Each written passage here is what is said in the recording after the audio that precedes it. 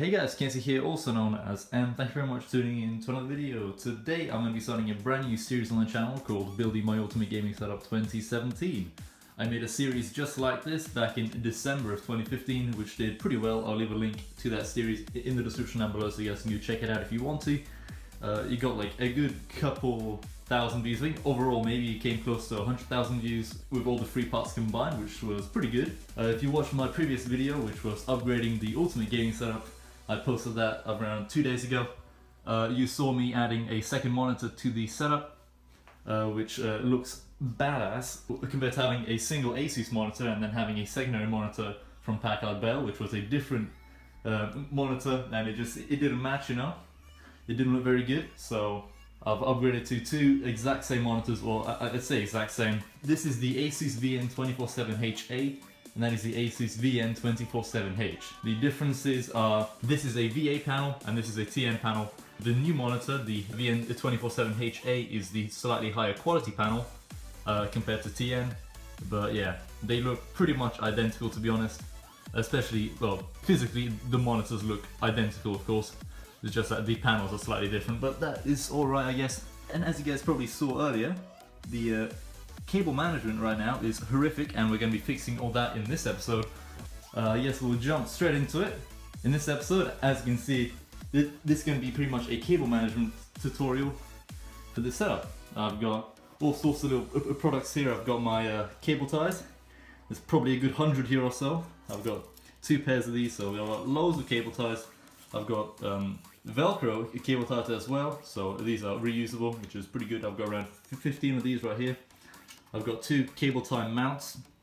Once again, these are reusable as well. I'll probably be mounting them. Well, to be honest, I'm not even too sure if I'm going to be using these, but I have them for some reason. I have more cable tie mounts here, which I can mount these plastic cable ties onto these and then mount onto cables through them, which should make the cable management real good. I've also got an LED strip here that I'm going to be mounting to the desk as well. As you guys can currently see, the LED strip currently is a 2-meter strip going from one end of the desk there to the other end there. And what I'm going to be doing is I'm going to be extending the LED strip to start from here, go all the way around and finish there. And you guys have probably noticed this little contraption I've put here. The table itself does tend to move around quite a bit. It's like side to side, which is a little bit annoying. So I pretty much added this. It looks ridiculous, but it works for now anyway. I'll probably find a better solution to it sometime soon. The main problem right now with the desk is that my microphone boom arm, I guess, there's a pretty big gap in between the wall and the desk, and that is simply because of the microphone arm mount. As this little thing pops out and adds loads of space in between the desk and the wall, which is annoying. But I did find a new microphone arm on Amazon from Rode. However, that costs close to £70. It's a much higher quality mount. I'm not too sure if I'll be buying it, but it would fix the problem that I'm having there. And I'm not too sure about the monitor arm as well, since the plan right now is either to stay at 2 monitors or to upgrade to a triple monitor setup, with the middle monitor being a 144Hz monitor, as these are both locked to 60Hz. And for gaming, you'd want a 144Hz monitor, ideally. But yeah, I'm not too sure about the monitor mount yet.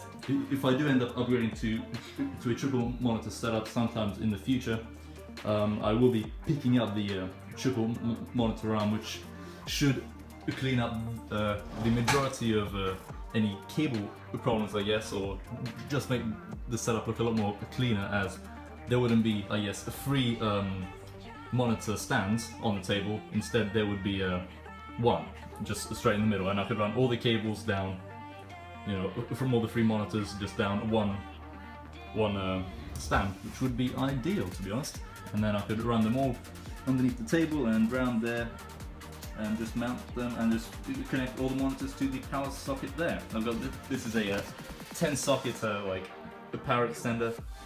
It's pretty cool. I'm planning on mounting it to the desk, and by the way, yeah, that's the remains of a router. they ask you how you are, you just have to say that you're fine when you're not really fine, but you just... I used to have my internet router mounted underneath my desk using a bunch of cable tie mounts.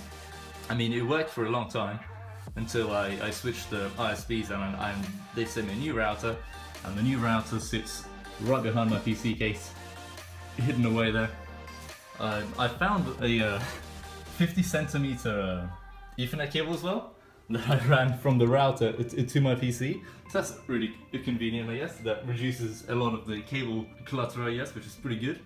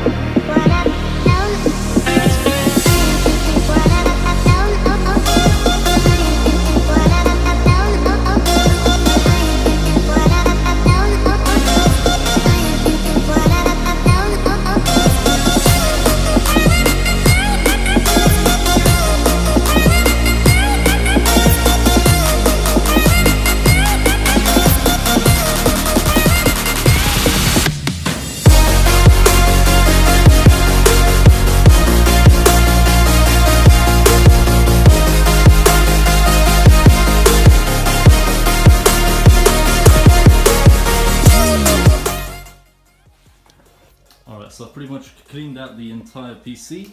As you guys just saw me remove both of the dust filters for both on the front and underneath the PC. I cleaned them both out with the vacuum right there. So the PC is pretty clean, there's not too much dust inside of it, which is pretty good. These the dust filters are all clean as well, so we can start sucking in some fresh air once this boots up, which will be good. And one thing I've always wanted to do, and I just find the sticker, dropped it somewhere. There you go, there's my freehand NZXT sticker. I thought it would look good there, so I'm gonna pretty much just stick that sticker onto the front of the case.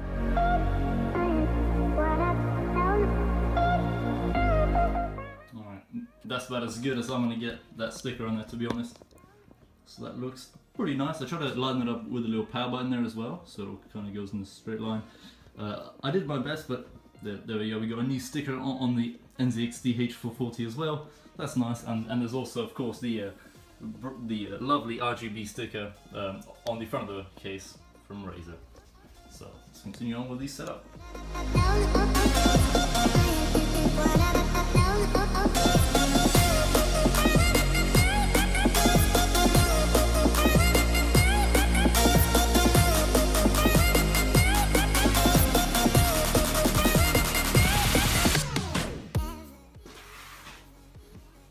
Alright, so the room looks very empty right now. The table looks absolutely gigantic when there's nothing on it.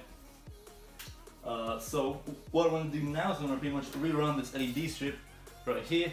See if you guys can see that in shot. Move you guys down here. Yeah, I'm going to be removing the old LED strip right here.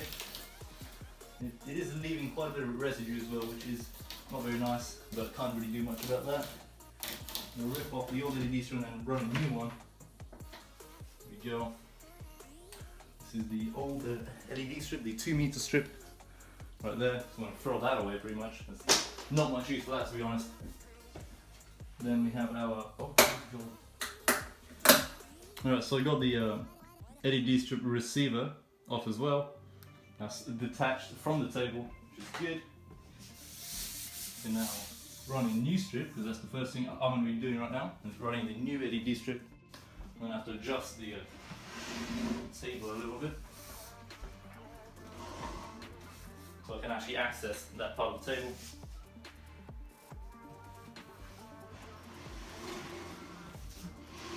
Move the whole thing back. Everything's good.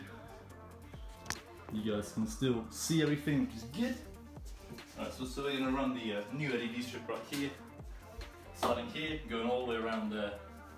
Now, one problem that I am going to face right now is how I'm going to mount the receiver right here. Now, how I'm going to mount that, I'm not entirely sure. means I need the power going in from one end. I could probably mount it here actually. Alright, so you guys can see what's going on now. You may hear children screaming as well in the background, and I apologize for that. That's my neighbour's children. So yeah, here's the LED strip. I pretty much want to run it starting either here or a little bit further back. I don't really mind too much. Where's my receiver gone? There we go. See, the power for the receiver goes in this end, and then the LED strip itself goes right there. So this is pretty much the way I want it to connect. And then we need to place the receiver itself, and it's also got the antenna right here. So we need to place the receiver either on the edge of the desk here, which is I guess not very good, as the power also needs to come out of that end. So I'm pretty sure I'm gonna try to mount the receiver somewhere underneath, or next to this table leg right here. I should be able to mount this strip like this. If you just stick, yeah, we'll just temporarily stick it on here. There we go, that's all good. I hope it still works. I'll test it in a second. Alright, I'm gonna plug the LED strip back in and see if it actually works still, since I may have caused a little bit of damage to the receiver. Oh, but hopefully not, because I have a spare one. We should be good there. I'm just gonna connect this right now. There we go. So you guys can see that this strip does work, and this is how I'm gonna be powering the new LED strip. It's currently cycling through a bunch of colors. I've got my remote right here, so you can see. I can just change it to any color I want, really. Blue, we can have red. So yeah, it all works. That's all good, as you can see. So yeah, now that we know that it works, I can plug it out. I'm gonna undo the whole strip. I know a lot of you also have the IKEA Linmore desk, which is what I have. So hopefully, if you guys want to run an LED strip yourself, this might give you some nice ideas on how you may go about doing it.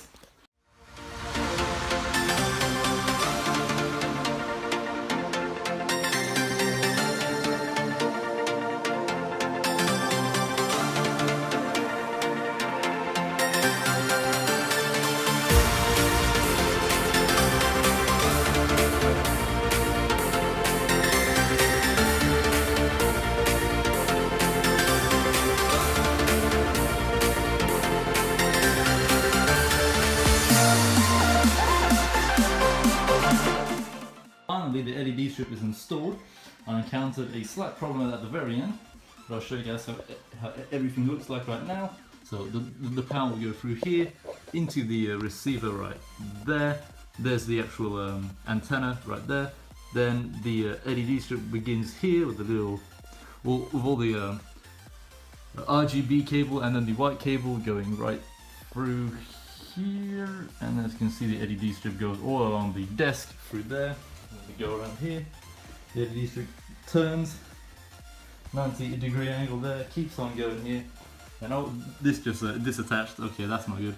See, I can't really make the cut on these, on this. I can't make a cut there, so that became a slight issue, in my opinion.